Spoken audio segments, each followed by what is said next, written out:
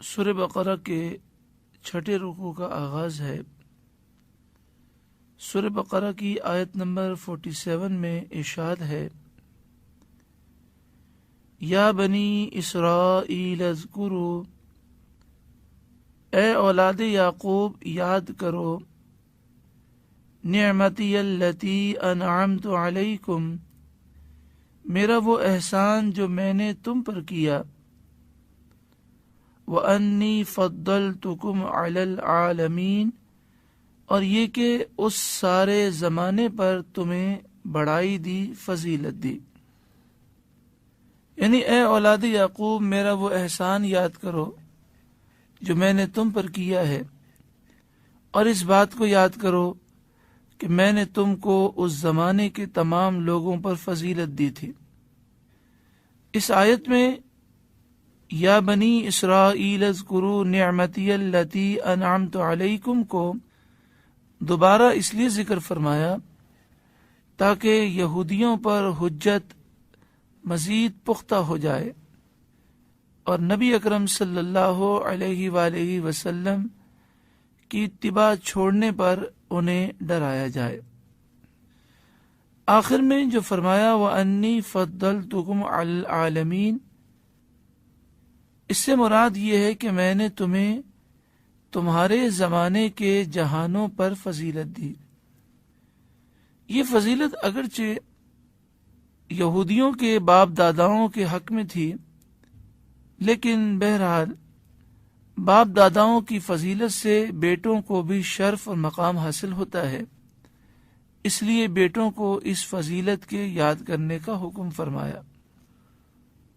سورۃ المائدہ آیت نمبر 20 میں ارشاد ہے، وَإِذْ قَالَ مُوسَىٰ لِقَوْمِهِ يَا قَوْمِ اذْكُرُوا نِعْمَةَ اللَّهِ عَلَيْكُمْ، اور یاد کرو جب موسیٰ نے اپنی قوم سے فرمایا، اے میری قوم تم اللہ کی نعمت کو یاد کرو جو اس نے تم پر فرمائی، اِذْ جَعَلَ فِيكُمْ أَنْبِيَاءَ، جب اس نے تم میں نبیوں کو پیدا فرمایا، وَجَعَلَكُمْ مُلُوكًا، اور تمہیں بادشاہ بنایا، وَآتَاكُمْ مَا لَمْ يُؤْتِ أَحَدًا مِّنَ الْعَالَمِينَ، اور تمہیں وہ کچھ عطا فرمایا جو جہان والوں میں سے کسی کو بھی عطا نہیں فرمایا۔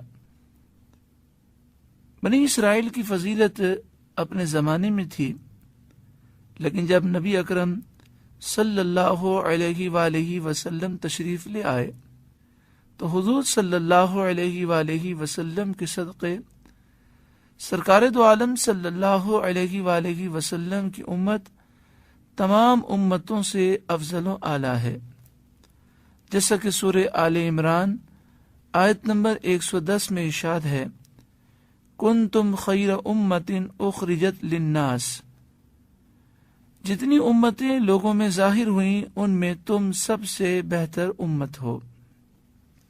آگے ارشاد فرمایا، وَاتَّقُوا يَوْمًا لَا تَجْزِي نَفْسٌ عَن نَفْسٍ شَيْئًا، اور ڈرو اس دن سے جس دن کوئی جان دوسرے کا بدلہ نہ ہو سکے گی، وَلَا يُقْبَلُ مِنْهَا شَفَاعَةٌ، اور اللہ کے اذن کے بغیر کسی کی شفاعت قبول نہ کی جائے گی، وَلَا يُؤْخَذُ مِنْهَا عَدْلٌ وَلَا هُمْ يُنصَرُونَ، اور نہ کچھ فدیہ لے کر کسی کی جان چھوڑی جائے گی اور نہ ان کی مدد کی جائے گی۔ یعنی اس دن کے عذاب سے ڈرو جب کوئی شخص کسی کو کچھ بدلہ نہیں دے سکے گا، یعنی کسی بھی شخص کا جو حق اس پر لازم ہے وہ اس کو ادا نہیں کر سکے گا۔ قیامت کے دن کوئی کسی کا نائب نہیں ہوگا، کوئی کسی کی جگہ کچھ نہیں کرے گا، کسی کی مصیبت کو کوئی دور نہیں کرے گا، بلکہ آدمی اپنے بھائی اور والدین سے بھاگ رہا ہوگا۔ وَلَا يُقْبَلُ مِنْهَا شَفَاعَةٌ، یعنی اس دن کسی سے کوئی سفارش قبول نہیں کی جائے گی۔ مفسرین نے فرمایا مراد یہ ہے کہ کافر کی سفارش قبول نہیں کی جائے گی۔ اسی لیے اعلی حضرت امام اہل سنت نے ولا يقبل منها شفاعہ کا ترجمہ اس طرح فرمایا، اور نہ کافر کے لیے کوئی سفارش مانی جائے۔ اس بات کو بیان کرنے کی وجہ یہ ہے کہ یہودی کہا کرتے تھے کہ ہمارے باپ دادا ہماری شفاعت کریں گے۔ اللہ تعالیٰ نے ان کی اس بات کا رد کرتے ہوئے فرمایا، کسی کافر کے لیے کوئی سفارش قبول نہ کی جائے گی۔ یہودی جب تک سرکار دو عالم صلی اللہ علیہ وسلم پر ایمان نہیں لاتے وہ کافر ہیں۔ کافر اگر کسی کو اپنا سفارشی بنا کر لائے گا تو اس کو قبول نہیں کیا جائے گا۔ ولا یؤخذ منها عدل، عدل سے مراد فدیہ ہے، اور اس کا لغوی معنی ہے مماثلۃ الشیء بالشیء، ایک چیز کا دوسری چیز کے برابر ہونا۔ مراد یہ ہے کہ قیامت کے دن کسی سے فدیہ قبول نہیں کیا جائے گا۔ ولا هم ينصرون سے مراد یہ ہے کہ کافروں کو عذاب سے نہیں بچایا جائے گا۔ بعض لوگوں کے ذہنوں میں شیطان یہ وسوسہ ڈالتا ہے کہ ولا يقبل منها شفاعہ کے معنی یہ ہے کہ قیامت کے دن کوئی کسی کی سفارش نہیں کر سکے گا، اور پھر وہ یہ کہہ کر انبیاء اور اولیاء کی سفارش اور شفاعت کا انکار کرتے ہیں، حالانکہ اس آیت کا یہ معنی نہیں۔ اگر یہ معنی ہوتا کہ کوئی اللہ کے حضور شفاعت نہیں کر سکے گا اور کسی کی شفاعت قبول نہ کی جائے گی، تو پھر قرآن کی دیگر آیات میں شفاعت کی قبولیت کا ذکر کیوں ہے؟ قرآن پاک کی ایک آیت دوسری آیت سے ٹکراتی نہیں ہے۔ جیسے کہ سورہ نبا آیت نمبر 38 میں ارشاد ہے، یوم یقوم الروح والملائکۃ صفا، قیامت کے دن جبریل امین اور فرشتے صفوں میں کھڑے ہو جائیں گے۔ لا يتکلمون الا من اذن له الرحمن وقال صوابا، کوئی اللہ کے حضور کلام نہ کر سکے گا مگر وہی کلام کرے گا جسے رحمان اجازت دے گا، اور یہ وہ ہوگا جس نے درست بات کہی۔ سورہ غافر آیت نمبر 18 سورہ مومن میں ارشاد ہے، ما للظالمین من حمیم ولا شفیع یطاع، ظالموں کا نہ کوئی دوست ہوگا اور نہ کوئی ایسا سفارشی ہوگا جس کی شفاعت قبول کی جائے۔ معلوم یہ ہوا کہ جو ظالم کافر ہوں گے ان کے لیے کوئی شفاعت قبول نہیں کی جائے گی۔ احادیث طیبہ میں کئی مقامات پر اس بات کا ذکر ہے کہ سرکار دو عالم صلی اللہ علیہ وآلہ وسلم شفاعت فرمائیں گے، اور پھر آپ کے وسیلے سے انبیاء، صحابہ، اہل بیت اطہار اور اولیاء کاملین شفاعت فرمائیں گے۔ علماء، شہداء اور حفاظ بھی شفاعت فرمائیں گے۔ بخاری شریف دوسری جلد صفحہ نمبر 971 حضرت انس رضی اللہ تعالی عنہ سے روایت ہے، سرکار دو عالم صلی اللہ علیہ وآلہ وسلم نے ارشاد فرمایا، میں اپنے آپ کو اللہ کی بارگاہ میں سجدہ ریز دیکھوں گا، اللہ جب تک چاہے گا مجھے سجدے میں رکھے گا، پھر مجھ سے کہا جائے گا اپنا سر اٹھاؤ، مانگو ملے گا، شفاعت کرو قبول ہوگی۔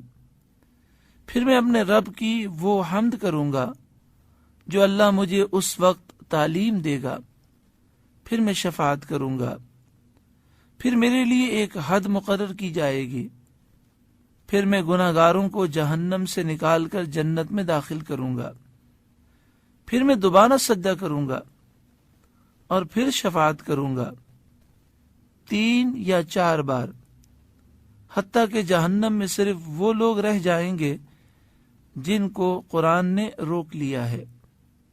حضرت قتادہ رضی اللہ تعالیٰ عنہ فرماتے تھے، جن پر جہنم کا دوام واجب ہو چکا ہے وہ جہنم میں رہیں گے، یعنی جن کا خاتمہ کفر پر ہوا وہ جہنم میں رہیں گے، اور باقی سرکار دو عالم صلی اللہ علیہ وسلم کی شفاعت کے صدقے میں جنت میں داخل ہو جائیں گے۔ بخاری شریف پہلی جلد صفحہ نمبر 20۔ حضرت ابو ہریرہ رضی اللہ تعالی عنہ سے روایت ہے، سرکار دو عالم صلی اللہ علیہ وآلہ وسلم نے ارشاد فرمایا، قیامت کے دن میری شفاعت حاصل کرنے میں سب سے زیادہ کامیاب شخص وہ ہوگا جس نے خلوص دل سے کلمہ پڑھا۔ مسلم شریف پہلی جلد صفحہ نمبر 199۔ حضرت جابر بن عبداللہ رضی اللہ تعالی عنہما سے روایت ہے، حضور صلی اللہ علیہ وآلہ وسلم نے فرمایا، مجھے شفاعت عطا کی گئی۔ مسلم شریف پہلی جلد صفحہ نمبر 112۔ حضرت انس بن مالک رضی اللہ تعالی عنہ سے روایت ہے، سرکار دو عالم صلی اللہ علیہ وآلہ وسلم نے ارشاد فرمایا، میں لوگوں میں سب سے پہلے جنت کی شفاعت کروں گا۔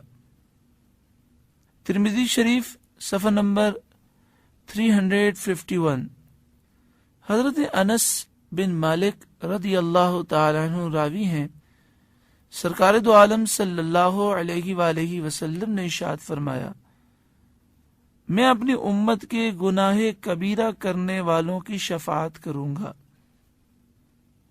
حضرت ابو سعید خدری رضی اللہ تعالی عنہ سے روایت ہے، سرکار دو عالم صلی اللہ علیہ وآلہ وسلم نے ارشاد فرمایا، میری امت میں سے کچھ لوگ ایک گروہ کی شفاعت کریں گے، کچھ ایک قبیلے کی، کچھ ایک جماعت کی، اور کچھ ایک شخص کی، حتیٰ کہ وہ سب جنت میں داخل ہو جائیں گے۔ قرآن مجید فرقان حمید کی کئی آیات اور کئی احادیث طیبہ سے یہ بات ثابت ہے کہ کل بروز قیامت سرکار دو عالم صلی اللہ علیہ وآلہ وسلم شفاعت فرمائیں گے، اور آپ کی شفاعت کے صدقے میں بے حساب گناہگار جنت میں داخل ہوں گے۔ اور یہ بھی احادیث طیبہ سے ثابت ہے اور قرآن کی آیات سے ثابت ہے کہ رسول اللہ صلی اللہ علیہ وسلم کے صدقے و طفیل اللہ کے نیک بندے بھی شفاعت کریں گے۔ لہذا یہ کہنا کہ کل بروز قیامت کوئی شفاعت نہیں کر سکے گا، کسی کی شفاعت قبول نہ ہوگی، اور پھر یہ کہہ کر سرکار دو عالم صلی اللہ علیہ وسلم کی شفاعت کا انکار کر دینا بہت بڑی بدنصیبی اور محرومی ہے۔ اللہ تعالی ہر ایک کو عقل سلیم عطا فرمائے۔ آگے ارشاد فرمایا، وَإِذْ نَجَّيْنَاكُمْ مِنْ آلِ فِرْعَوْنَ، اور یاد کرو جب ہم نے تمہیں فرعونیوں سے نجات دی، یسومونکم سوء العذاب، جو تمہیں بدترین عذاب پہنچاتے تھے، یذبحون ابناءکم ویستحیون نساءکم، تمہارے بیٹوں کو ذبح کرتے تھے اور تمہاری بیٹیوں کو زندہ رکھتے تھے، وفی ذالکم بلاء من ربکم عظیم، اور اس میں تمہارے رب کی طرف سے بڑی آزمائش تھی۔ وَإِذْ نَجَّيْنَاكُمْ مِنْ آلِ فِرْعَوْنَ، یعنی وہ وقت یاد کرو جب ہم نے تمہارے اسلاف اور تمہارے باپ داداؤں کو فرعونیوں سے نجات دی۔ آل فرعون سے مراد فرعون کے پیروکار اور اس کے ہم مذہب لوگ ہیں۔ قبطیوں اور عمالقہ میں سے جو بھی مصر کا بادشاہ ہوتا تھا اس کو فرعون کہا جاتا تھا، یہاں جس فرعون کا ذکر ہے اس کا نام ولید بن مصعب بن ریان تھا. اس نے 400 سال سے زیادہ عمر پائی. یسومونکم سوء العذاب، اس میں یسومونا سے مراد تکلیف دینا اور چکھانا ہے، اور سوء العذاب سے مراد ہے انتہائی سخت اور بدترین عذاب. یعنی وہ تمہیں تکلیفیں دیا کرتے تھے اور تمہیں انتہائی سخت اور بدترین عذاب چکھایا کرتے تھے. فرعون نے بنی اسرائیل کو اپنا نوکر اور غلام بنا کر انہیں مختلف کاموں میں تقسیم کر دیا.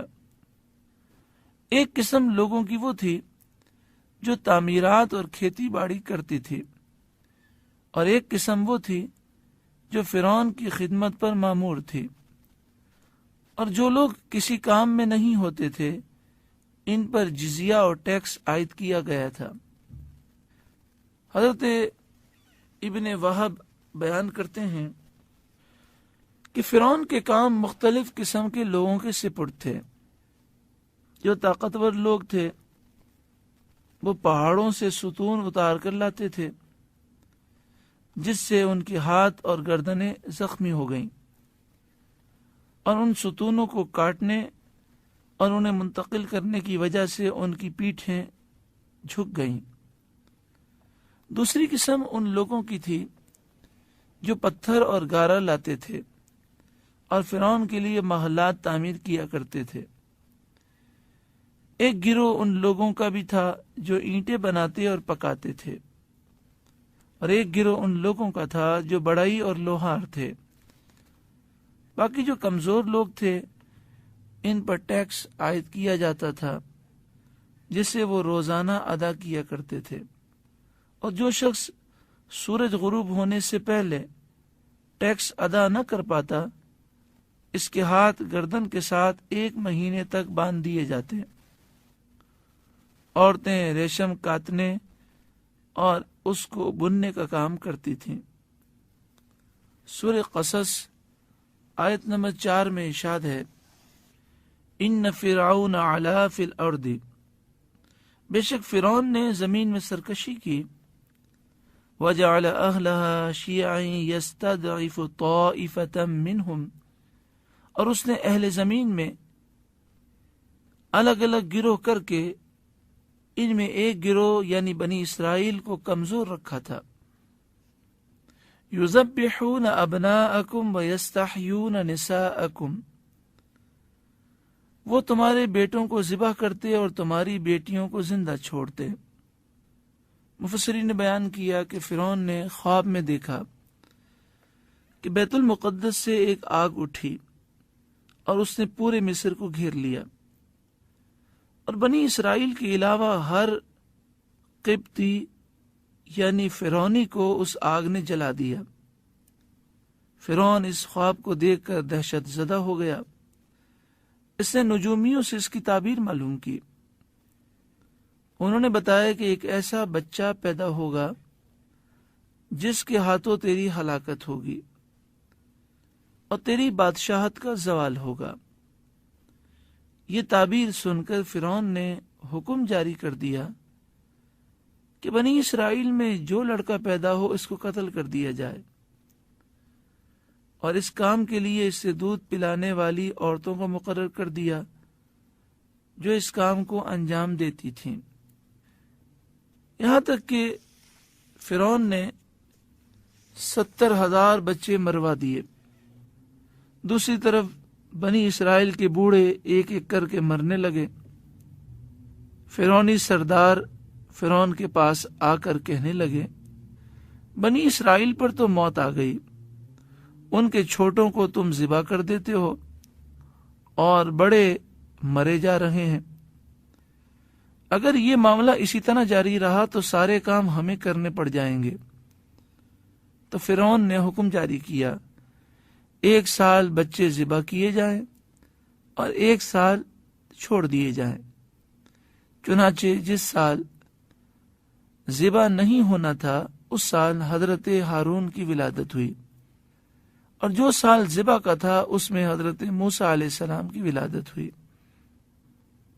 وفی ذالکم بلاء من ربکم عظیم، اور اس واقعے میں تمہارے رب کی طرف سے بڑی آزمائش تھی، بڑا امتحان تھا، جس میں جن لوگوں نے صبر کیا اللہ تعالیٰ انہیں اجر و ثواب عطا فرمائے گا۔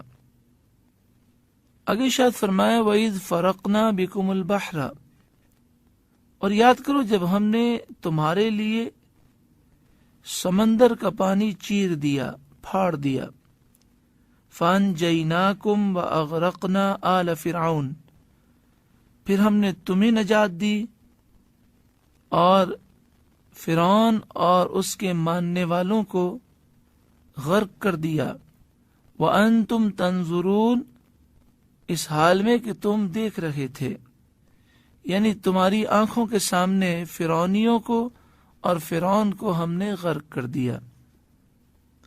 وَإِذْ فَرَقْنَا بِكُمُ الْبَحْرَ کا معنی یہ ہے کہ ہم نے سمندر کے بعض حصے کو بعض سے جدا کر دیا، اور تم لوگوں کے سمندر میں داخل ہونے کی وجہ سے ہم نے اس میں راستے بنا دیے۔ جب فرعون کی ہلاکت کا وقت قریب آیا تو اللہ تعالیٰ نے حضرت موسیٰ علیہ السلام کو حکم فرمایا کہ وہ رات میں بنی اسرائیل کو لے کر مصر سے چلے جائیں۔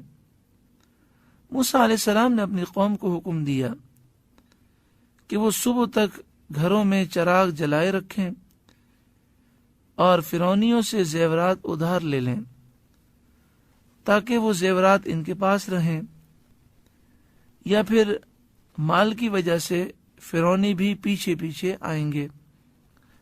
پھر جب رات کو موسیٰ علیہ السلام بنی اسرائیل کو لے کر روانہ ہوئے اور یہ بات جب فرعون کو معلوم ہوئی تو اس نے کہا کہ میں ان کی تلاش میں صبح مرغ کی اذان کے ساتھ ہی نکل جاؤں گا۔ ہوا یہ کہ اس رات مرغ نے اذان ہی نہیں دی، اور موسیٰ علیہ السلام تقریباً 6,20,000 بنی اسرائیلیوں کو ساتھ لے کر نکل گئے۔ حالانکہ جس دن بنی اسرائیل حضرت یعقوب علیہ السلام کے ساتھ مصر میں داخل ہوئے تھے اس وقت وہ کل 72 مرد و عورت تھے، یعنی بنی اسرائیل تو حضرت یعقوب علیہ السلام کی اولاد ہے۔ حضرت یعقوب علیہ السلام کے 12 بیٹے تھے۔ جب حضرت یوسف علیہ السلام مصر کے بادشاہ بنے اور پھر حضرت یعقوب علیہ السلام اپنے پورے خاندان کو لے کر شام سے مصر تشریف لائے تو اس وقت ان کی تعداد 72 تھی۔ تقریباً 400 سال کے بعد جب حضرت موسیٰ علیہ السلام حضرت یعقوب علیہ السلام کی اولاد یعنی بنی اسرائیل کو لے کر جب مصر سے باہر روانہ ہوئے تو اس وقت ان کی تعداد تقریباً 6 لاکھ تھی۔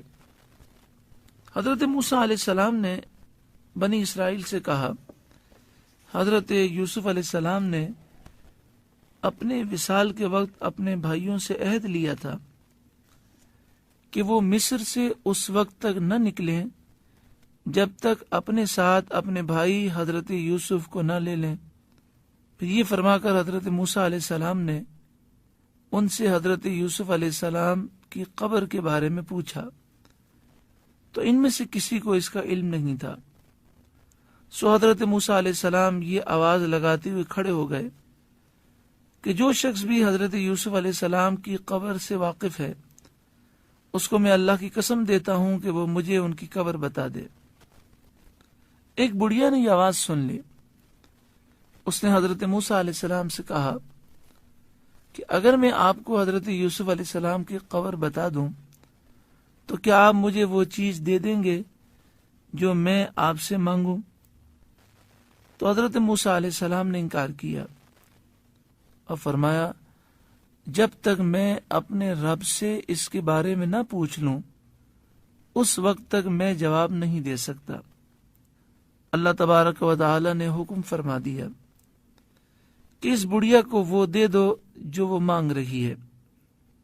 چنانچہ اس نے کہا، میں ایک بوڑھی عورت ہوں، چلنے کی طاقت نہیں رکھتی، آپ اللہ تعالیٰ سے دعا کریں کہ اللہ تعالیٰ مجھے جوانی عطا فرمائے اور آپ مجھے اپنے ساتھ لے لیں اور مصر سے باہر لے جائیں۔ یہ میرا دنیاوی مقصد ہے، اور آخرت میں جو میں آپ سے چاہتی ہوں وہ یہ ہے کہ جس مقام پر آپ سکونت پذیر ہوں اس میں بھی آپ کے ساتھ رہوں۔ حضرت موسیٰ علیہ السلام نے کہا کہ ٹھیک ہے۔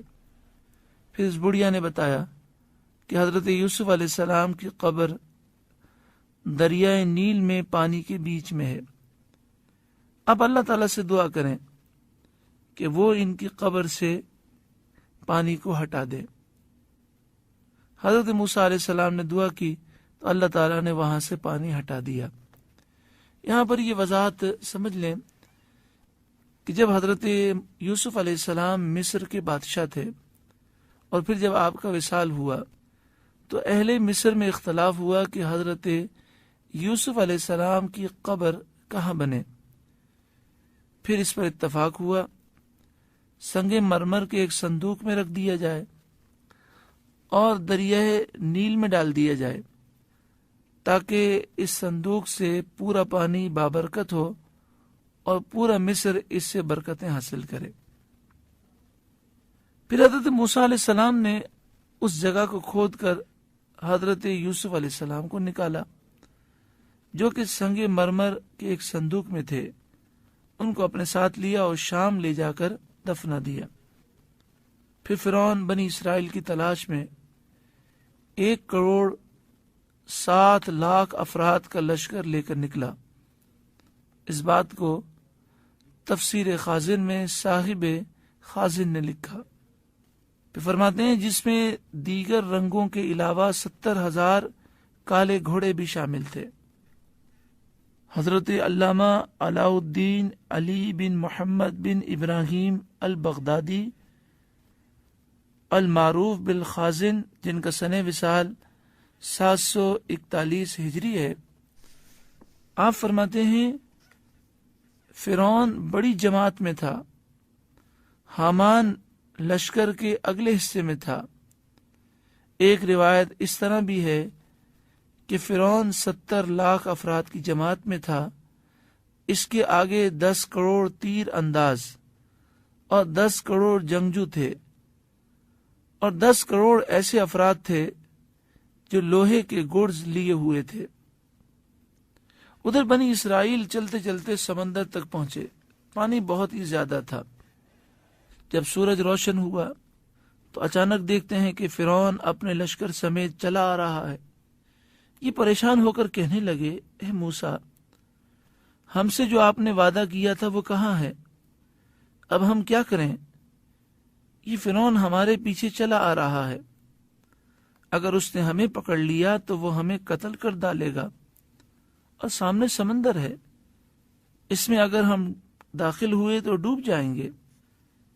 اللہ تبارک و تعالی نے موسیٰ علیہ السلام کی طرف وحی فرمائی کہ اپنا عصا سمندر پر مارو۔ جب انہوں نے عصا مارا تو وہ پھٹ گیا اور پانی کا ہر حصہ بڑے پہاڑ کی مانند ہو گیا، اور اس میں 12 راستے نکل آئے، یعنی بنی اسرائیل کے 12 قبیلوں میں سے ہر قبیلے کے لیے ایک راستہ تھا۔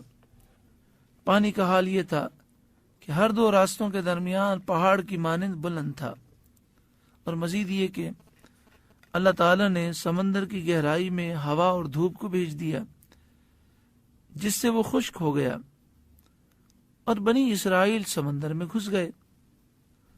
ہر قبیلہ اپنے اپنے راستے میں اس حالت میں تھا کہ اس کے اطراف میں بڑے پہاڑوں کی مانند پانی موجود تھا، جس کی وجہ سے بعض کو نہیں دیکھ رہے تھے۔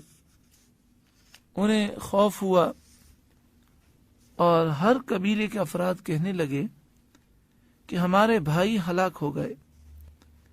اللہ تعالیٰ نے پانی کے ان پہاڑوں کی طرف وحی فرمائی تو وہ کھڑکی کی مانند ہو گئے، بعض کو دیکھنے لگے اور ایک دوسرے کی گفتگو سننے لگے، یہاں تک کہ سلامتی کے ساتھ انہوں نے سمندر کو پار کر لیا۔ اسی کو اللہ تعالیٰ نے ارشاد فرمایا وَإِذْ فَرَقْنَا بِكُمُ الْبَحْرَ، اور جب ہم نے تمہارے لیے سمندر کو پھاڑ دیا، فَأَنْجَيْنَاكُمْ وَأَغْرَقْنَا آلَ فِرْعَوْنَ، یعنی ہم نے تمہیں فرعون سے نجات دی اور فرعون اور فرعونیوں کو غرق کر دیا۔ فرعون جب سمندر کے قریب پہنچا تو اس نے سمندر کو پھٹا ہوا دیکھا۔ پھر یہاں ذرا دیکھیں کہ باطل لوگ کتنے باطل میں گم ہوتے ہیں اور ان کے دل کتنے سخت ہوتے ہیں کہ فرعون یہ معجزہ دیکھنے کے بعد بھی اپنی قوم سے کہنے لگا کہ سمندر کو دیکھو کس طرح میری ہیبت سے پھٹ گیا ہے تاکہ میں بھاگے ہوئے غلاموں کو پکڑ لوں، تم سمندر میں گھس جاؤ۔ جب فرعون نے سمندر میں داخل ہونے کو کہا تو اس قوم ڈر گئی اور فرعون سے کہنے لگی اگر تم رب ہو تو پہلے تم سمندر میں جاؤ، جیسے موسیٰ اندر گئے۔ فرعون اس وقت سیاہ گھوڑے پر تھا اور اس کے گھوڑوں میں کوئی گھوڑی نہیں تھی۔ اچانک حضرت جبریل امین ایک گھوڑی پر سوار ہو کر آئے اور فرعون سے آگے بڑھ کر سمندر میں داخل ہو گئے۔ فرعون کا گھوڑا بے قابو ہوا اور وہ اس کے پیچھے پیچھے سمندر میں گھس گیا اور فرعون روک نہ سکا۔ پھر دوسرے گھوڑے بھی اس کے پیچھے پیچھے سمندر میں گھس گئے۔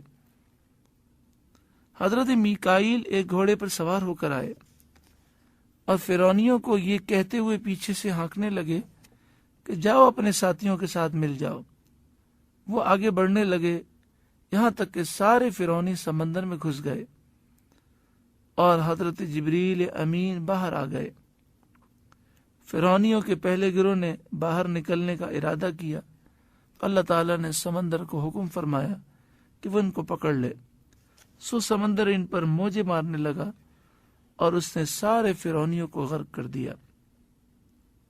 فرعونیوں کو مذکورہ سمندر میں جو غرق کیا گیا وہ بنی اسرائیل کے سامنے کیا گیا، اس لیے اللہ تعالیٰ نے فرمایا وَأَنْتُمْ تَنْظُرُونَ، یعنی تم ان کی ہلاکت کو اپنی آنکھوں سے دیکھ رہے تھے۔ یہ سارا واقعہ 10 محرم عاشورے والے دن ہوا، اس لیے سیدنا موسیٰ علیہ السلام نے اللہ تعالیٰ کے شکر کے طور پر اس دن کا روزہ رکھا۔ بخاری شریف حدیث نمبر 2004، مسلم شریف حدیث نمبر 1130، ابو داؤد حدیث شریف 2444، ابن ماجہ حدیث نمبر 1734، صحیح ابن حبان حدیث نمبر 3625، مصنف عبد الرزاق حدیث نمبر 7843، مسند امام احمد بن حنبل پہلی جلد صفحہ نمبر 291۔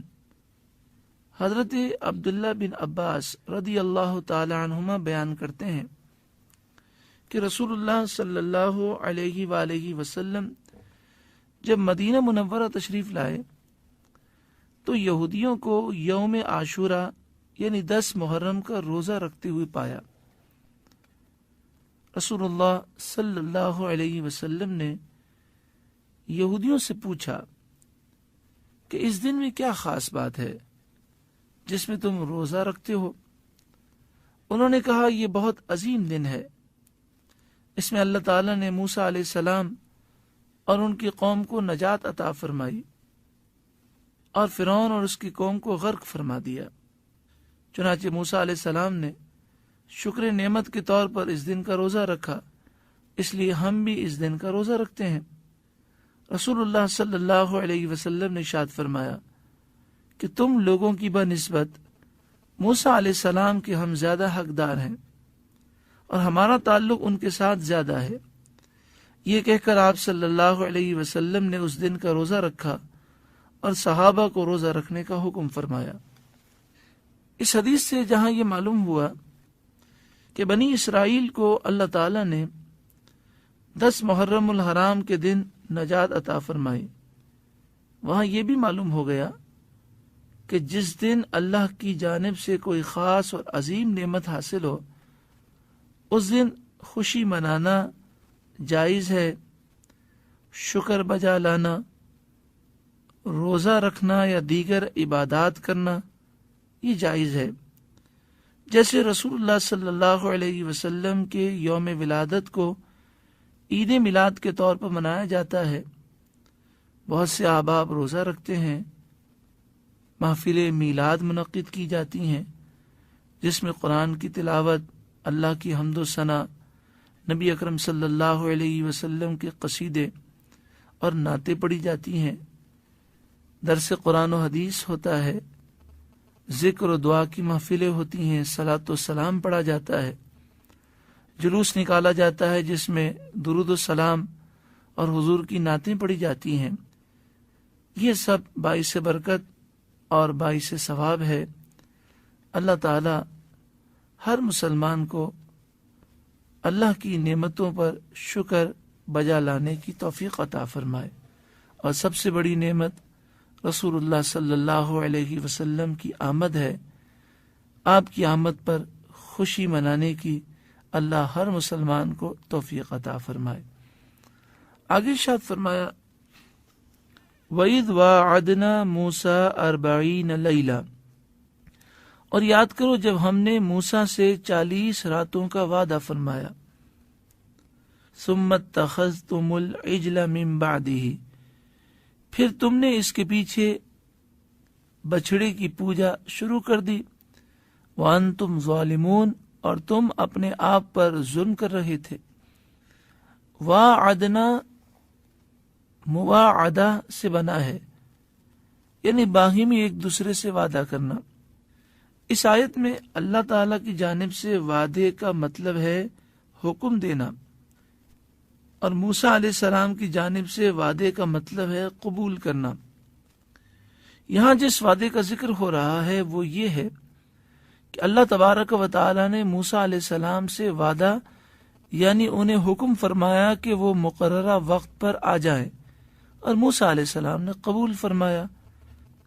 موسیٰ عبرانی زبان کا لفظ ہے، اس کو عربی بنایا گیا، اور عربی میں یہ عجمہ ہے۔ عبرانی زبان میں اس کا معنی ہے پانی اور درخت۔ آپ علیہ السلام کا نام موشا رکھا گیا تھا کیونکہ آپ کو دریائے نیل سے نکالا گیا، اور آپ ایک لکڑی کے صندوق میں تھے، تو اس نسبت سے آپ کو موشا کہا گیا، یعنی پانی اور لکڑی، پانی اور درخت۔ پھر شین کو سین سے بدل دیا تو یہ موسیٰ ہو گیا۔ 40 لیلتاً، 40 راتیں گزارنے کا وعدہ فرمایا۔ 40 راتوں سے مراد 30 ذی قعدہ کی، یعنی ذی قعدہ کا پورا مہینہ، جسے ہم عرف میں ذو قعدہ بھی کہتے ہیں، اور 10 ذی الحجہ کی راتیں، یعنی ذو الحجہ کی ابتدائی 10 راتیں۔ یہاں واضح رہے کہ اسلامی تاریخ کا حساب رات سے چلتا ہے، نہ کہ دن سے، کیونکہ اسلامی مہینے چاند کے طلوع و غروب کے وقت وضع کیے گئے ہیں، اور چونکہ تاریکی روشنی پر مقدم ہے، یعنی پہلے رات آتی ہے پھر دن آتا ہے، اس لیے تاریخ کا حساب بھی رات سے ہے۔ جب اللہ تعالیٰ نے بنی اسرائیل کو سمندر سے نجات دی اور ان کے دشمن کو غرق فرمایا، اور اس وقت بنی اسرائیل کے پاس کتاب و شریعت نہیں تھی، تو اللہ تعالیٰ نے موسیٰ علیہ السلام سے وعدہ فرمایا کہ وہ آپ پر توریت کو نازل فرمائے گا۔ موسیٰ علیہ السلام نے اپنی قوم سے فرمایا، میں اپنے رب کے وعدے کی طرف جا رہا ہوں، اور میں ضرور تمہارے پاس ایک ایسی کتاب لے کر آؤں گا جس میں ان تمام باتوں کا بیان ہوگا جو کرنے کی ہیں اور جو نہیں کرنے کی ہیں۔ پھر آپ نے اپنے بھائی حضرت ہارون کو نائب اور خلیفہ مقرر فرمایا۔ جب مقررہ وقت آ پہنچا تو جبریل امین علیہ السلام موسیٰ علیہ السلام کو لے جانے کے لیے حیات نامی گھوڑے پر آئے۔ وہ گھوڑا جس چیز سے ملتا تھا وہ چیز زندہ ہو جاتی تھی۔ جبریل امین کو سامری نے دیکھا، اور سامری ایک سونار تھا جس کا نام میخا تھا۔ اصلاً یہ منافق تھا اور بظاہر مسلمان بنتا تھا، اور گائے کی پوجا کرنے والی قوم سے اس کا تعلق تھا۔ جب اس نے جبریل امین کو گھوڑے پر سوار دیکھا اور گھوڑے کے قدم کی جگہ کو دیکھا کہ وہ فوراً سبز ہو جاتی ہے، تو اس نے اپنے دل میں کہا کہ ضرور کوئی معاملہ ہے۔ لیکن بعض مفسرین نے دوسرا واقعہ بیان کیا، اور زیادہ مستند یہی واقعہ ہے کہ جبریل امین جب فرعون کے پیچھے سمندر میں داخل ہوئے تو سامری نے حضرت جبریل کی گھوڑی کے قدم سے ایک مشت مٹی لے لی، اور اپنے دل میں یہ بات بٹھا لی کہ اس مٹی کو جس چیز میں بھی ڈالا جائے گا وہ زندہ ہو جائے گی۔ جب موسیٰ علیہ السلام اپنے مقررہ وقت پر تشریف لے گئے اور کوہ طور پر 40 رات ٹھہرے رہے، تو اللہ تعالی نے ان پر مختلف تختیوں میں توریت کو نازل فرمایا۔ ان پر راز منکشف کرنے کے لیے انہیں اپنا قریبی بنایا، اور انہیں قلموں کے چلنے کی آواز سنائی۔ موسیٰ علیہ السلام نے 40 راتیں اس طرح گزاری کہ انہیں کوئی حدث لاحق نہیں ہوا، یہاں تک کہ وہ طور سے نیچے تشریف لائے۔ بنی اسرائیل نے جب مصر سے نکلنے کا ارادہ کیا تھا، اس وقت انہوں نے فرعونیوں سے بہت سارے زیورات استعمال کے لیے ہوئے تھے۔ جب فرعون اور اس کی قوم ہلاک ہو گئی تو وہ زیورات بنی اسرائیل کے پاس باقی رہ گئے۔ جب حضرت موسیٰ علیہ السلام کوہ طور پر تشریف لے گئے تو سامری نے بنی اسرائیل سے کہا کہ جو زیورات تم لوگوں نے استعمال کرنے کے لیے فرعونیوں سے لیے تھے وہ مال غنیمت ہے اور تمہارے لیے حلال نہیں ہے۔ موسیٰ علیہ السلام کی شریعت میں یہ تھا کہ مال غنیمت کو جلا دیا جائے، تو وہ کہنے لگا موسیٰ علیہ السلام تو اسے جلا دیں گے، لہٰذا تم مجھے جمع کر کے دو، میں تمہارے لیے کام کی چیز بنا دیتا ہوں۔ تو لوگوں نے سارے زیورات جمع کر دیے۔ جب تمام زیورات جمع ہو گئے تو سامری نے ان زیورات کو لے کر ان سے 3 دن میں ایک بچھڑا بنا دیا، اور اس میں وہ مٹی ڈال دی جو حضرت جبریل امین کی گھوڑی کے قدم سے لیے تھے۔ چنانچہ وہ سونے کا بنا ہوا، جواہرات سے آراستہ اور آواز نکالنے والا بچھڑا بن گیا۔ وہ بچھڑا ڈکار لیتا تھا اور چلتا بھی تھا۔ سامری نے بنی اسرائیل سے کہا کہ یہ بچھڑا تمہارا اور موسیٰ کا خدا ہے، جس کو انہوں نے یہاں چھوڑ دیا ہے اور اس کی تلاش میں نکلے ہوئے ہیں۔ موسیٰ علیہ السلام نے اپنے قوم سے 30 راتوں کا وعدہ فرمایا تھا، پھر ان 30 میں سے 10 کا اضافہ کیا گیا، تو ان 10 راتوں میں لوگ فتنے میں پڑ گئے، اور سامری کہنے لگا کہ دیکھو 30 دن گزر گئے، ابھی تک موسیٰ علیہ السلام واپس نہیں آئے، وہ خدا کو تلاش کر رہے ہیں، خدا تو یہی ہے، نعوذ باللہ من ذالک۔ اور بعض لوگوں نے یہ گمان کیا کہ حضرت موسیٰ علیہ السلام وصال فرما چکے۔ لوگوں نے بچھڑے کو دیکھا اور سامری کی باتیں سنی۔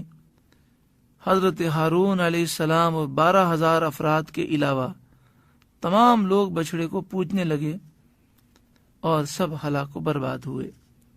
ثم اتخذتم العجل من بعده وانتم ظالمون، یعنی پھر تم نے موسیٰ علیہ السلام کے بعد بچھڑے کو معبود بنا لیا، اس کی پوجا کرنے لگے، اور تم ظلم کرنے والے ہو، یعنی تم گناہ کر کے اپنے آپ کو نقصان دینے والے ہو۔ اور گناہ یہ ہے کہ تم نے اس کی عبادت کی جو عبادت کا اہل ہی نہیں تھا۔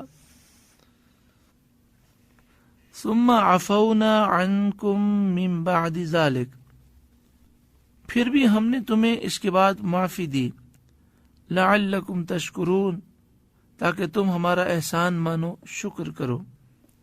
شکر کا اصل معنی نعمت کو یاد کرنا اور اس کا اظہار کرنا ہے۔ شکر کی ضد ناشکری ہے، یعنی نعمت کو بھلا دینا اور اس کو چھپانا۔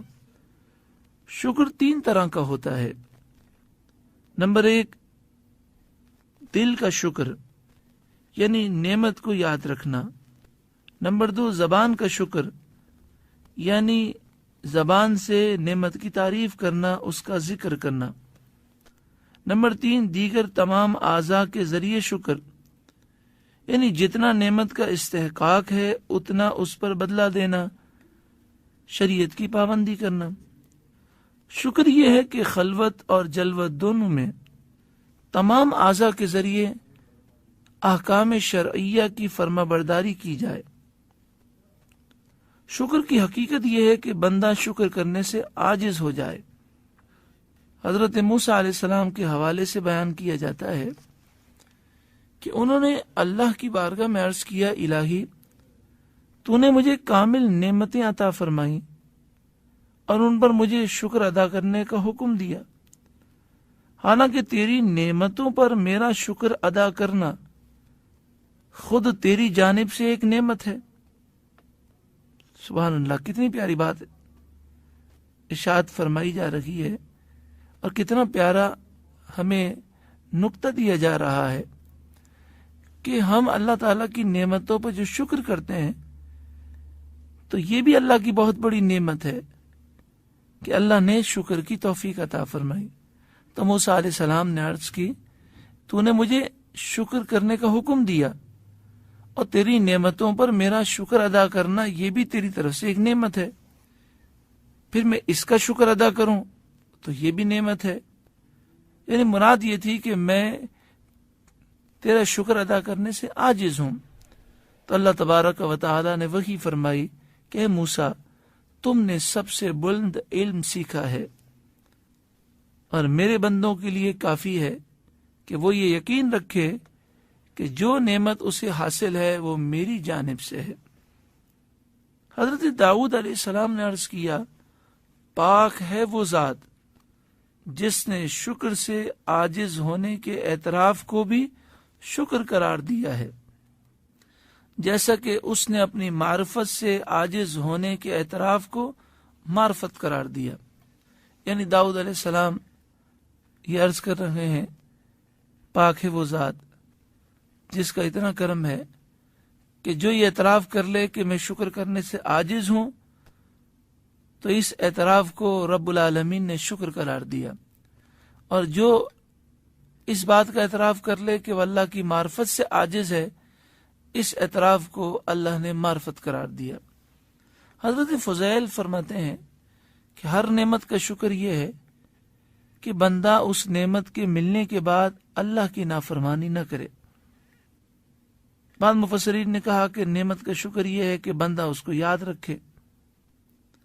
بعد نے کہا کہ شکر یہ ہے کہ آدمی نعمت کو ہرگز نہ دیکھے بلکہ نعمت دینے والے کی طرف نگاہ رکھے، یعنی بندہ ان نعمتوں کی طرف نگاہ نہ رکھے جو اللہ نے عطا فرمائی، اور ان نعمتوں کی وجہ سے غرور میں مبتلا نہ ہو، بلکہ ہر وقت اس کی نگاہ رب العالمین کی طرف ہو کہ میرے رب کا فضل ہے اور اسی کی یہ نعمتیں ہیں اور اسی کی یہ عنایتیں ہیں۔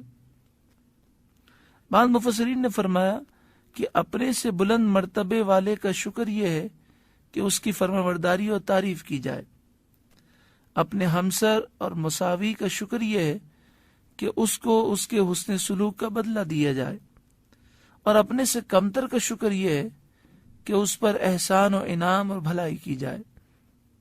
اللہ تعالی ہمیں شکر کرنے کی توفیق عطا فرمائے۔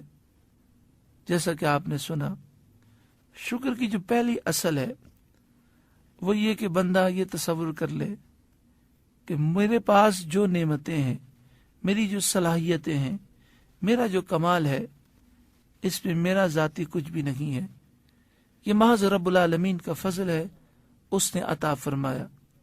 وہ جس طرح دے سکتا ہے وہ لے بھی سکتا ہے، اور پھر بندہ زبان سے بھی شکر ادا کرے، دل سے بھی شکر ادا کرے اور اس نعمت کی قدر کرے، اور پھر اللہ کی فرما برداری کرے۔ لَإِن شَكَرْتُمْ لَأَزِيدَنَّكُمْ، قرآن مجید فقان حمید میں ارشاد ہے اگر تم میری نعمتوں کا شکر کرو گے تو میں نعمتوں میں مزید اضافہ کر دوں گا۔ اللہ تعالی ہمیں شکر کرنے اور اس کی فرمانبرداری کرنے کی توفیق عطا فرمائے۔ وَإِذْ آتَيْنَا مُوسَى الْكِتَابَ وَالْفُرْقَانَ، اور یاد کرو جب ہم نے موسیٰ کو کتاب اور فرقان عطا فرمائی، یعنی حق اور باطل کے درمیان فرق کرنے والا معجزہ عطا کیا۔ لعلکم تہتدون، تاکہ تم سیدھی راہ پر چلنے لگو۔ اس آیت میں الکتاب سے مراد توریت ہے اور الفرقان سے مراد وہ معجزات ہیں جو حق اور باطل میں فرق کرنے والے ہیں، یعنی موسیٰ علیہ السلام کا عصا زمین پر ڈالنا اور اس کا اژدہا بن جانا، اپنا ہاتھ مبارک اپنے بغل سے ملا کر نکالنا اور اس کا روشن ہو جانا، سمندر پر لاٹھی مارنا اور اسے 12 حصوں میں تقسیم کر دینا اور بنی اسرائیل کا اس پہ گزر جانا، اور دیگر معجزات۔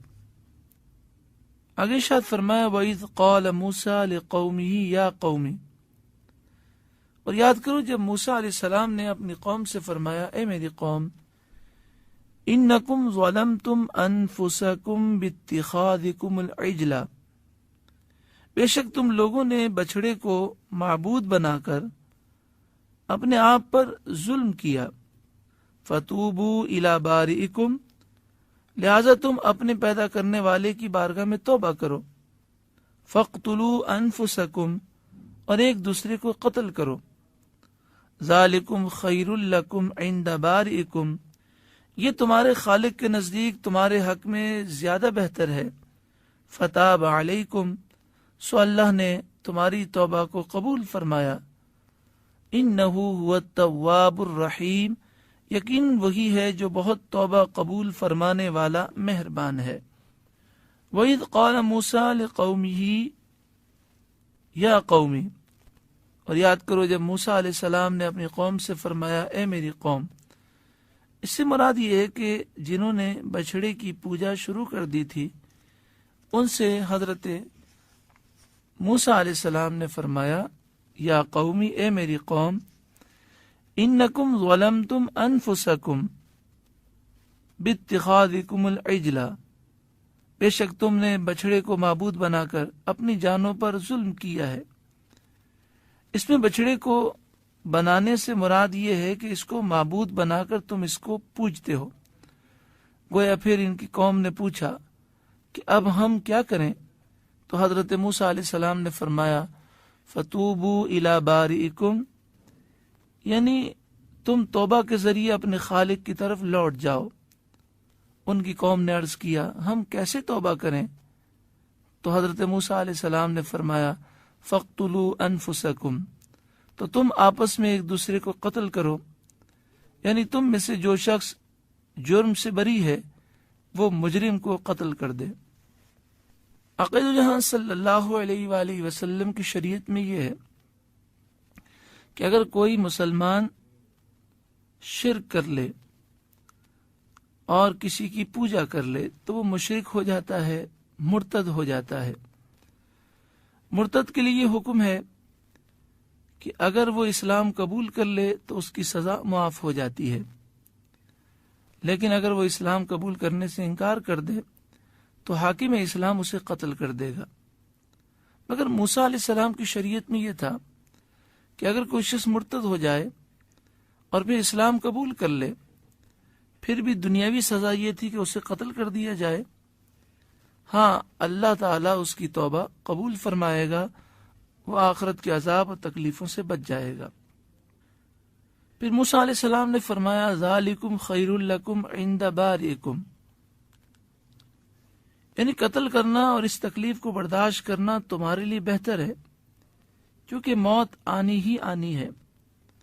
چنانچہ حضرت موسیٰ علیہ السلام نے لوگوں کو حکم فرمایا کہ جو مجرم ہیں انہیں وہ لوگ قتل کریں جنہوں نے بچڑے کی پوجا نہیں کی۔ تو مجرموں نے کہا کہ ہم اللہ کے اس حکم پر صبر کرتے ہیں۔ یہ کہہ کر وہ حالت احتبا میں بیٹھ گئے، یعنی اس طرح بیٹھ گئے کہ کپڑے کے ذریعے اپنی پنڈلیوں کو پیٹ کے ساتھ ملا کر باندھ دیا، یعنی پنڈلیوں کو اوپر کیا اور پیٹ سے ملایا اور پھر کپڑے کے ذریعے اسے باندھ دیا۔ سو وہ اس حالت میں بیٹھ گئے۔ ان سے کہا گیا جس نے باندھا ہوا کپڑا کھولا یا قتل کرنے والے کی طرف نگاہ کی یا ہاتھ پاؤں کے ذریعے اپنا بچاؤ کیا وہ ملعون ہے اور اس کی توبہ مردود ہوگی۔ چنانچہ فرما برداری کرتے ہوئے ان لوگوں نے کہ جنہوں نے پوجا نہیں کی تھی اپنے خنجر اور تلواریں انہوں نے ہاتھ میں لیں اور لوگ ایک دوسرے کی طرف بڑھے۔ لیکن معاملہ یہ تھا، کسی کے سامنے اس کا بیٹا تھا، باپ، بھائی، رشتہ دار، دوست، پڑوسی، تو اس کا دل نرم پڑ گیا۔ تو انہوں نے عرض کیا اے موسیٰ اب ہم کیا کریں؟ اللہ تعالیٰ نے ایک سیاہ بادل بھیجا، اتنا اندھیرا ہوا کہ لوگ ایک دوسرے کو نہیں دیکھ رہے تھے۔ صبح و شام تک ایک دوسرے کو قتل کرتے رہے، یعنی جن لوگوں نے بچڑے کی پوجا نہیں کی تھی انہوں نے پوجا کرنے والوں کا قتل کیا۔ شام تک تقریباً 70,000 افراد مارے گئے۔ موسیٰ علیہ السلام اور حضرت ہارون دعا کرتے رہے، گریہ زاری کرتے رہے۔ اللہ تبارک و تعالی نے ان کی دعا کو قبول منظور فرمایا اور فرمایا کہ جو قتل کرنے والے ہیں وہ بھی جنت میں داخل ہوں گے اور جنہیں قتل کیا گیا وہ بھی شہید ہیں، اور جو قتل سے باقی رہ گئے ان کی بھی اللہ نے گناہ معاف فرما دیے۔ اسی بات کو فرمایا فتاب علیکم، اللہ نے تمہاری توبہ قبول فرمائی۔ مراد یہ ہے کہ تم نے اللہ کے حکم کو پورا کیا تو اس نے تم سے درگزر فرمایا۔ تواب کا معنی ہے مغفرت کے ساتھ بہت زیادہ رجوع کرنے والا، یعنی بہت زیادہ رحمتوں کو نازل فرمانے والا اور توبہ قبول فرمانے والا۔ وَإِذْ قُلْتُمْ يَا مُوسَىٰ، اور یاد کرو جب تم لوگوں نے اپنے نبی سے کہا اے موسیٰ، لَن نُؤْمِنَ لَكَ حَتَّى نَرَى اللَّهَ جَهْرَةً، ہم آپ پر اس وقت تک ایمان نہیں لائیں گے جب تک کہ اللہ کو اپنے سامنے نہ دیکھ لیں۔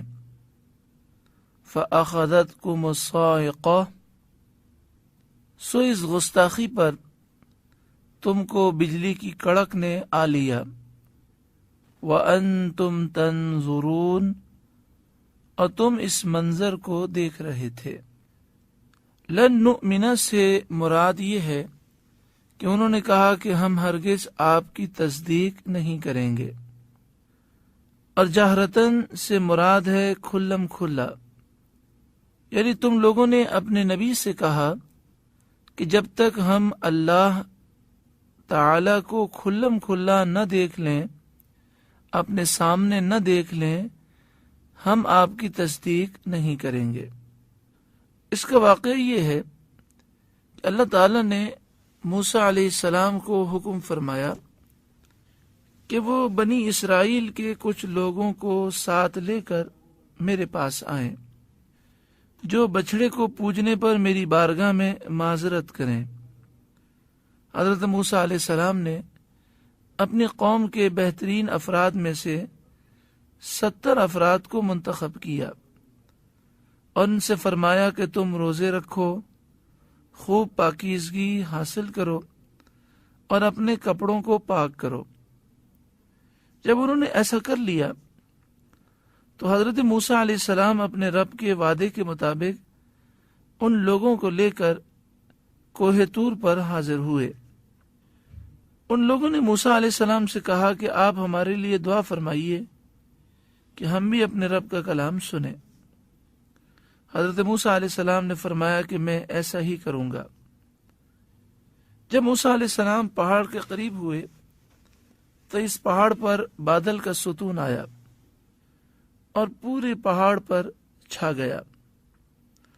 حضرت موسیٰ علیہ السلام اس بادل میں داخل ہوئے اور اپنی جماعت سے فرمایا کہ تم قریب ہو جاؤ۔ وہ لوگ قریب ہوئے، یہاں تک کہ بادل کے نیچے داخل ہوئے اور سجدے میں گر گئے۔ موسیٰ علیہ السلام نے جب اپنے رب سے کلام کیا تو ان کے چہرے پر اتنی چمکدار روشنی چھا گئی کہ کوئی انہیں دیکھ نہیں سکتا تھا۔ حضرت موسیٰ علیہ السلام کے اصحاب کے سامنے پردہ حائل تھا، لیکن موسیٰ علیہ السلام کے ساتھ اللہ جو کلام فرما رہا تھا اور جو اوامر و نواہی انہیں عطا فرما رہا تھا، یعنی جن کاموں کا حکم دے رہا تھا اور آپ کی امت کے لیے جن کاموں سے روکا جا رہا تھا، وہ اس کو سن رہے تھے۔ اللہ تعالی نے ان افراد کو سنایا کہ بے شک میں عبادت کے لائق ہوں، میرے سوا کوئی اس بات کا مستحق نہیں ہے کہ اس کی عبادت کی جائے، اور میں ہی طاقت والا ہوں۔ مضبوط طاقت کے ذریعے میں نے تمہیں مصر کی زمین سے نجات عطا کی ہے، لہذا تم میری عبادت کیا کرو اور میرے سوا کسی کی عبادت نہ کرو۔ جب موسیٰ علیہ السلام فارغ ہوئے اور بادل چھٹ گئے تو موسیٰ علیہ السلام اپنے اصحاب کی طرف متوجہ ہوئے۔ انہوں نے موسیٰ علیہ السلام سے کہا کہ ہم تو آپ پر اس وقت تک ایمان نہیں لائیں گے جب تک کہ اللہ کو ظاہراً نہ دیکھ لیں۔ فَأَخَذَتْكُمُ الصَّاعِقَةُ، چنانچہ اس گستاخی پر تم کو بجلی کی کڑک نے آ لیا۔ یہاں بجلی کی کڑک سے مراد آسمان سے ایک سخت آواز آنا ہے۔ یہ آواز سنتے ہی یہ لوگ ہلاک ہو گئے۔ آخر میں فرمایا وَأَنْتُمْ تَنْظُرُونَ، مراد یہ ہے کہ تم ایک دوسرے کو دیکھ رہے تھے کہ اس کو کس طرح موت آتی ہے۔ جب تمام افراد ہلاک ہو گئے تو حضرت موسیٰ علیہ السلام رونے لگے اور گریہ وزاری کرنے لگے اور بارگاہ الہی میں عرض کیا، الہی، بنی اسرائیل کے بہترین لوگ ہلاک ہو گئے ہیں۔ جب میں بنی اسرائیل کے پاس جاؤں گا تو میں انہیں کیا کہوں گا؟ سورہ اعراف آیت نمبر 155 میں ہے، لو شئت اہلکتہم من قبل وإیایا اتہلکنا بما فعل السفہاء منا، اگر تو چاہتا تو انہیں اور مجھے اس سے پہلے ہلاک کر دیتا، کیا تو ہمیں اس غلطی کی وجہ سے ہلاک کرے گا جو ہم میں سے چند احمقوں نے کی ہے؟ حضرت موسیٰ علیہ السلام اسی طرح اللہ کی بارگاہ میں دعا کرتے رہے، یہاں تک کہ اللہ تعالی نے ان تمام افراد کو یکے بعد دیگرے زندہ فرما دیا، حالانکہ ان پر ایک دن اور ایک رات تک موت طاری رہی۔ جب وہ زندہ کیے گئے تو ایک دوسرے کو دیکھ رہے تھے کہ کس طرح زندہ کیے جا رہے ہیں۔ اس بات کو بیان کرتے ہوئے آگے ارشاد فرمایا، ثم بعثناکم من بعد موتکم، پھر تمہارے مرنے کے بعد ہم نے تمہیں دوبارہ زندہ کیا، لعلکم تشکرون، تاکہ تم ہمارا احسان مانو، شکر کرو۔ زندہ کرنے کی وجہ یہ ہے کہ تاکہ تم اپنی بقیہ عمر اور بقیہ رزق پورا حاصل کر لو۔ ان لوگوں پر عارضی موت طاری کی گئی تھی، کیونکہ اگر انہوں نے اپنی پوری عمر گزار کر وفات پائی ہوتی تو انہیں قیامت تک زندہ نہ کیا جاتا۔ آگے ارشاد فرمایا، وَظَلَّلْنَا عَلَيْكُمُ الْغَمَامَ، اور ہم نے تم پر بادل سایہ فگن کیا، وَأَنزَلْنَا عَلَيْكُمُ الْمَنَّ وَالسَّلْوَىٰ، اور کھانے کے لیے تم پر من و سلوہ نازل کیا، کُلُوا مِن طَیِّبَاتِ مَا رَزَقْنَاکُمْ، اور ہم نے تمہیں حکم دیا کہ ہم نے جو تمہیں پاکیزہ چیزیں دی ہیں ان کو کھاؤ. وما ظلمونا ولكن كانوا انفسهم يظلمون. انہوں نے ہم پر ظلم نہیں کیا بلکہ وہ اپنا ہی نقصان کر رہے تھے. یعنی میدان تی میں ہم نے تم پر بادل کا سایہ کیا جو کہ تمہیں سورج کی گرمی سے بچاتا تھا. اس کا واقعہ یہ ہے کہ میدان تی میں بنی اسرائیل کے پاس کوئی ایسی چیز نہیں تھی جو انہیں سورج سے محفوظ رکھتی، اور نہ ہی کوئی ایسی چیز تھی جس سے وہ سایہ حاصل کرتے. انہوں نے موسیٰ علیہ السلام سے اپنی پریشانی بیان کی تو اللہ تعالیٰ نے ان پر ایک ایسا سفید باریک بادل بھیج دیا جو انہیں سورج کی گرمی سے بچاتا تھا، اور ان کے لیے نور کا ایک ایسا ستون بنا دیا کہ رات میں جب چاند نہ ہو تو وہ انہیں روشنی پہنچایا کرتا تھا. من و سلوہ کا نزول بھی میدان تیہ میں ہوا.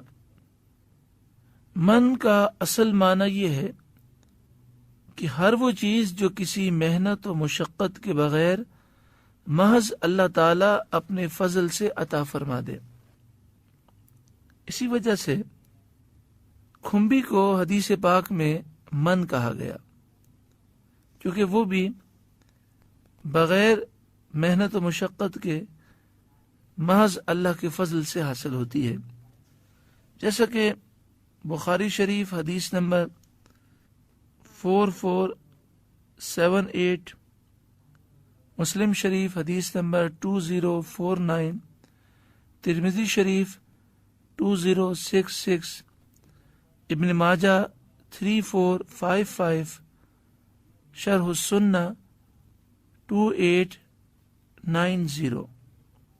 حضرت سعید بن زید رضی اللہ تعالی عنہ سے روایت ہے، رسول اللہ صلی اللہ علیہ وآلہ وسلم نے ارشاد فرمایا، الکمأۃ من المن، کھمبی من کی ایک قسم ہے، وماؤہا شفاء للعین، اور اس کا پانی آنکھ کے لیے شفا ہے. میرات المناجی چھٹی جلد صفحہ نمبر 212 پر حضرت مفتی احمد یار خان نعیمی علیہ رحمہ لکھتے ہیں، برسات میں بھیگی لکڑی سے چھتری کی طرح ایک گھاس اگ آتی ہے. بعض لوگ اس کی جڑیں پکا کر کھاتے ہیں. حدیث میں فرمایا جا رہا ہے کہ یہ من کی ایک قسم ہے، یعنی جس طرح بنی اسرائیل کو بغیر کسی محنت اور مشقت کے من سے نوازا گیا، اسی طرح کھمبی بھی بغیر قیمت کے مل جانے والی ایک چیز ہے. اس حدیث پاک میں فرمایا گیا کہ اس کا پانی آنکھ کے لیے شفا ہے.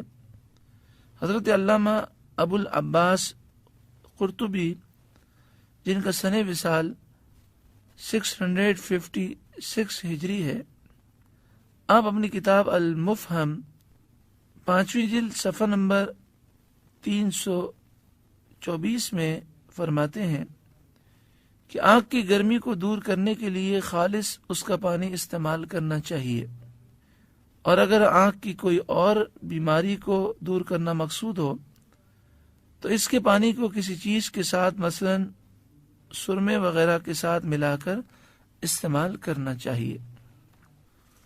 بنی اسرائیل پر جو من نازل ہوتا تھا وہ شہد کی طرح ایک سفید میٹھی چیز تھی. وہ صبح صادق کے وقت سے لے کر سورج طلوع ہونے تک برف کی شکل میں ان کے درختوں پر نازل ہوتا تھا، اور اس میں سے ہر شخص کے لیے ایک ساتھ تقریباً 4 کلو مقرر ہوتا تھا.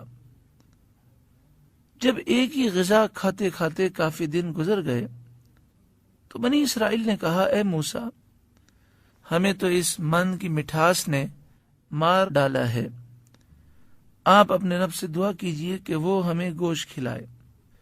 تو اللہ تعالیٰ نے ان پر سلوہ نازل فرمایا یعنی بٹیر کی شکل کا ایک پرندہ۔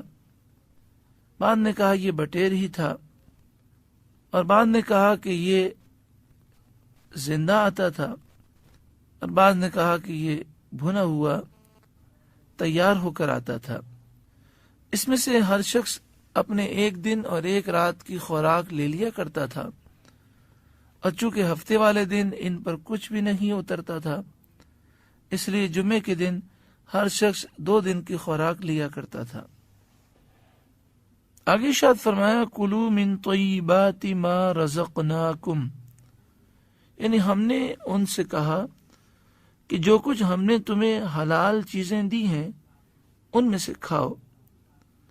مطلب یہ ہے کہ ان چیزوں کو کل کے لیے جمع نہ کرو، لیکن بنی اسرائیل نے اس حکم کی خلاف ورزی کی اور ذخیرہ اندوزی کی، جس کی وجہ سے ان کی غذا میں کیڑے پڑ گئے اور وہ خراب ہو گئی، تو اللہ تعالیٰ نے ان سے اس غذا کو روک دیا۔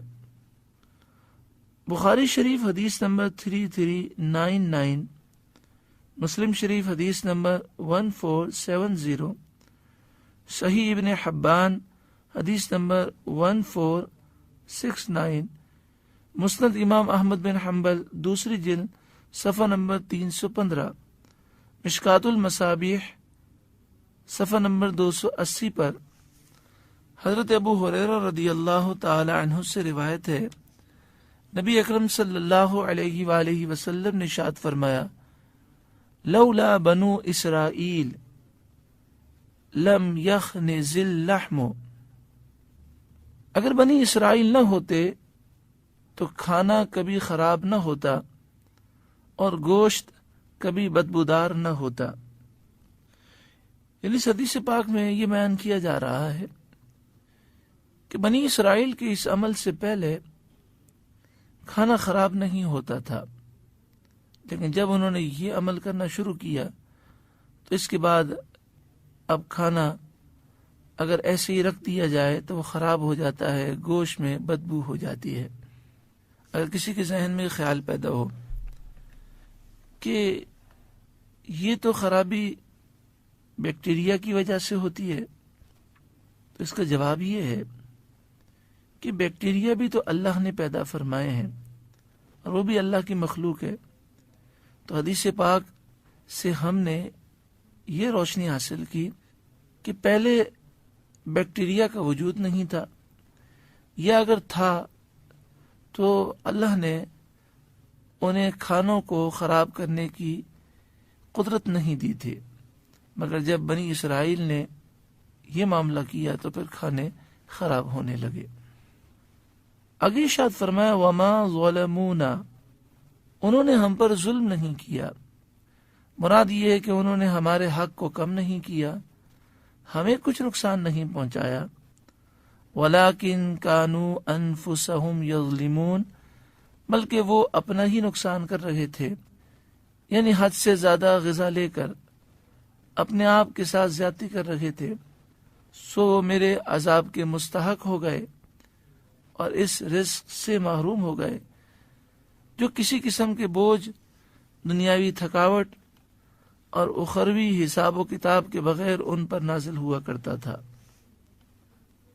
آگے ارشاد فرمایا وَإِذْ قُلْنَا ادْخُلُوا هَٰذِهِ الْقَرْيَةَ، اور یاد کرو جب ہم نے تمہیں حکم فرمایا کہ اس شہر میں داخل ہو جاؤ، فَكُلُوا مِنْهَا حَيْثُ شِئْتُمْ رَغَدًا، اور اس میں جہاں سے چاہو جتنا چاہو کھاؤ، وَادْخُلُوا الْبَابَ سُجَّدًا، اور اس کے دروازے سے سجدہ کرتے ہوئے داخل ہونا، وَقُولُوا حِطَّةٌ، اور کہتے جانا کہ حِطَّہ، ہمارے گناہ معاف فرما، نغفر لکم خطایاکم، تو ہم تمہارے گناہوں کو بخش دیں گے، وَسَنَزِيدُ الْمُحْسِنِينَ، اور قریب ہے کہ نیکی کرنے والوں کو ہم مزید اجر دیں گے۔ بستی کو عربی میں قریہ اس لیے کہتے ہیں کہ لوگ اس میں جمع ہوتے ہیں۔ حضرت عبداللہ بن عباس رضی اللہ تعالی عنہما فرماتے ہیں کہ اس آیت میں قریہ سے مراد مقام اریحہ ہے جو کہ جابر لوگوں کی بستی تھی۔ آیت کا ایک معنی یہ بیان کیا گیا کہ 40 سال گزرنے کے بعد جب تم میدان تیہ سے نکلو تو بیت المقدس میں داخل ہو جانا۔ اس بارے میں مختلف اقوال ہے۔ ایک قول تو یہ ہے کہ وہ لمبے سفر پر تھے اور اس وقت من و سلوہ کا نزول ہوا، اور پھر انہوں نے یہ خواہش کی کہ ہمیں دوسری نعمتیں کھانی ہے، تو انہیں ایک بستی کا حکم ہوا اور فرمایا گیا کہ اس بستی میں جاؤ، تمہارے آنے کی وجہ سے اللہ نے تمہارا رعب ان پر طاری فرمایا ہے، اور کفار وہ بستی چھوڑ کر بھاگ گئے ہیں۔ وہ بستی کھانے سے تیار ہے، مگر اس بستی میں جانا تو دروازے پر شکرانے کا سجدہ کرنا اور اللہ سے معافی مانگتے ہوئے جانا۔ اور ایک قول یہ ہے کہ میدان تیہ میں 40 سال وہ قید رہے، پھر انہیں یہ حکم ہوا کہ میدان تیہ سے نکل کر اب تمہیں کسی بستی میں جانا ہے، تو وہاں جب تم جاؤ گے تو تم شکرانے کا سجدہ کرو گے اور معافی مانگو گے۔ آگے فرمایا پھر اس میں جہاں سے چاہو اور جتنا چاہو کھانا۔ رغدن کا معنی یہ ہے کہ تم پر رزق کو کشادہ کر دیا گیا ہے، اور فرمایا سجدہ کرتے ہوئے بستی میں داخل ہونا۔ اس بارے میں 2 قول ہیں۔ ایک قول یہ کہ سجدن کے معنی یہ ہے کہ سجدہ کرتے ہوئے داخل ہونا، یعنی پہلے سجدہ کرنا پھر داخل ہونا، اور ایک معنی یہ ہے کہ سجدن کے یہ معنی ہے کہ تم جھک کر خضوع کے ساتھ انکساری کرتے ہوئے داخل ہونا۔ آگے شاید فرمائے حطہ، یعنی حطہ کہتے ہوئے داخل ہونا۔ اس لفظ کا معنی یہ ہے کہ ہم سے ہماری خطائیں ساقط فرما دے۔ اس سے بنی اسرائیل کو استغفار کرنے کا حکم دیا گیا ہے۔ نغفر لکم خطایاکم کا معنی یہ ہے کہ ہم تمہاری خطاؤں پر پردہ ڈال دیں گے اور اس سے تمہاری مغفرت فرما دیں گے، کیونکہ مغفرت وہ گناہوں کو ڈھانپ دیتی ہے۔ وَسَنَزِيدُ الْمُحْسِنِينَ، اور ہم عنقریب نیک لوگوں کو زیادہ دیں گے، یعنی ان کے اجر و ثواب میں اضافہ فرمائیں گے۔ فَبَدَّلَ الَّذِينَ ظَلَمُوا قَوْلًا غَيْرَ الَّذِي قِيلَ لَهُمْ، سو جو لفظ انہیں کہنے کو کہا گیا تھا اس کو ظالموں نے دوسرے لفظ سے تبدیل کر دیا۔ فَأَنزَلْنَا عَلَى الَّذِينَ ظَلَمُوا رِجْزًا مِّنَ السَّمَاءِ بِمَا كَانُوا يَفْسُقُونَ، اس لیے ہم نے ظالموں پر آسمان سے عذاب نازل کیا کیونکہ وہ ہمارے حکم کی خلاف ورزی کیا کرتے تھے۔ فَبَدَّلَ الَّذِينَ ظَلَمُوا قَوْلًا غَيْرَ الَّذِي قِيلَ لَهُمْ، یعنی انہوں نے وہ بات کہی جس کا ان سے کہا نہیں گیا تھا، اور وہ یہ تھا کہ ان سے کہا گیا کہو حطہ، جس کے معنی یہ ہے کہ اے اللہ تو ہمارے گناہ معاف کر دے، تو انہوں نے اس کے بجائے حنطہ کہہ دیا، اور یہ بنی اسرائیل کا اللہ کے حکم کو ہلکا جاننا تھا۔ انہیں حکم یہ تھا کہ دروازے پہ پہنچ کر سجدہ کریں پھر داخل ہوں، لیکن اپنی سرینوں کے بل گھسٹتے ہوئے داخل ہوئے۔ جس طرح انہوں نے قول میں اللہ کے حکم کی خلاف ورزی کی تھی اور اسے تبدیل کر دیا، اور حطہ کی جگہ حنطہ انہوں نے کہا، اسی طرح فعل کے اندر بھی انہوں نے اللہ کے حکم کی خلاف ورزی کی اور سجدہ کرنے کے بجائے سرینوں کے بل گھسیٹتے ہوئے وہ داخل ہوئے۔ بخاری شریف حدیث نمبر 3403، مسلم شریف حدیث نمبر 3015، ترمذی شریف حدیث نمبر 2956، مسند امام احمد بن حنبل دوسری جلد صفحہ نمبر 318۔ حضرت ابو ہریرہ رضی اللہ تعالی عنہ سے روایت ہے، سرکار دو عالم صلی اللہ علیہ وآلہ وسلم نے ارشاد فرمایا، قیل لبنی اسرائیل وادخلوا الباب سجدا، بنی اسرائیل سے کہا گیا کہ تم دروازے میں سجدہ کرتے ہوئے داخل ہو، وقولوا حطہ، اور یہ کہتے جانا کہ ہمیں بخش دے، فبدلوا، تو ان لوگوں نے اس میں تبدیلی کی، ودخلوا یزحفون علی استاہیہم، اور وہ سرینوں کے بل گھسیٹتے ہوئے داخل ہوئے، وقالوا حبۃ فی شعرہ، اور انہوں نے حطہ کہنے کے بجائے حبۃ فی شعرہ کہا، یعنی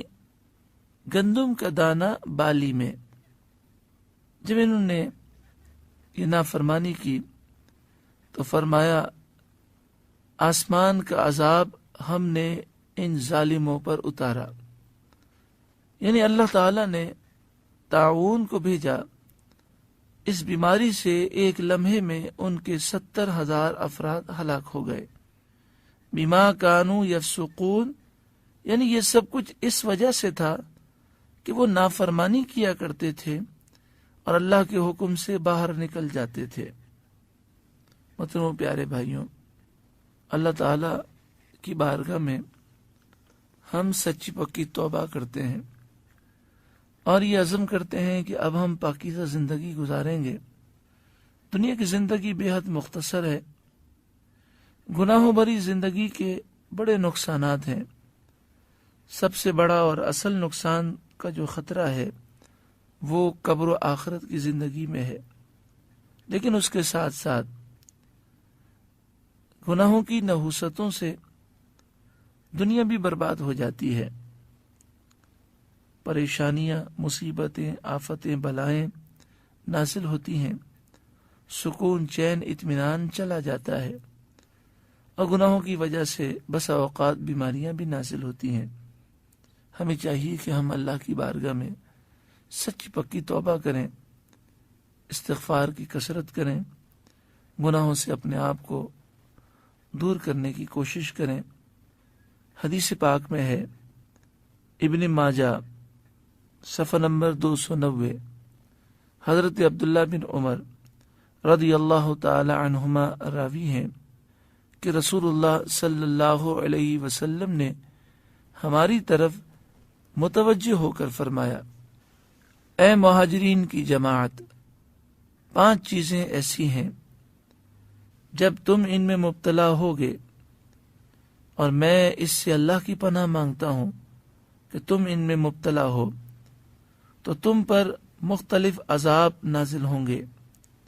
جب قوم اعلانیہ بے حیائی کرنے لگے تو اس میں طاعون پھیل جاتا ہے، اور ایسے دردوں والی بیماریوں میں مبتلا ہوتے ہیں جو ان سے پہلے لوگوں میں نہیں تھیں، اور جو قوم ناپ تول میں کمی کرتی ہے اس میں قحط سالی، سخت مشقت اور ظالم حکومت نازل کی جاتی ہے، اور جو لوگ زکوٰۃ ادا نہیں کرتے وہ بارش سے محروم کر دیے جاتے ہیں، اور اگر جانور نہ ہوتے تو ان پر بارش بالکل نہ ہوتی، اور جو لوگ اللہ اور اس کے رسول سے عہد شکنی کرتے ہیں ان پر ان کے دشمنوں کو مسلط کر دیا جاتا ہے، جو ان کے بعض اموال کو لوٹ لیتے ہیں، اور جو پیشوا اور حکمراں اللہ کی کتاب کے مطابق فیصلے نہیں کریں گے وہ آپس کی جنگوں کے خوف میں مبتلا رہیں گے۔ اللہ تعالی ہمیں ان تمام برائیوں سے محفوظ فرمائے اور ایک پاکیزہ زندگی گزارنے کی توفیق عطا فرمائے۔